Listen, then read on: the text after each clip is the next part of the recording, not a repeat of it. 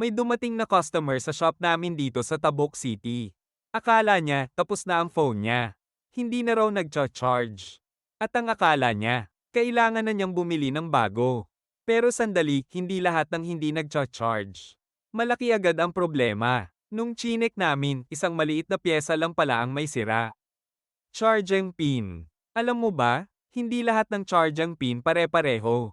May iba, hindi eksakto ang fit sa loob ng port. Kaya kahit anong saksak mo, nahaharangan, o hindi ko makagat ng maayos. Kaya ang ginawa namin, pinalitan namin ng sakto at tamang charging pin. Yung perfectly aligned sa loob. After repair, isang saksak lang.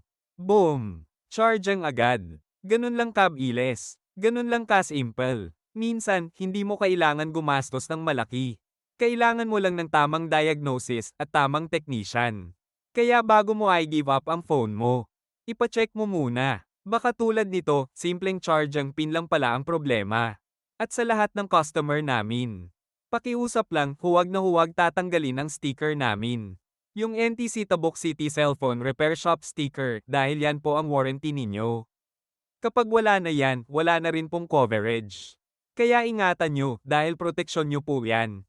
Follow mo kami for more real repair stories dahil dito, bawat sira, may solusyon.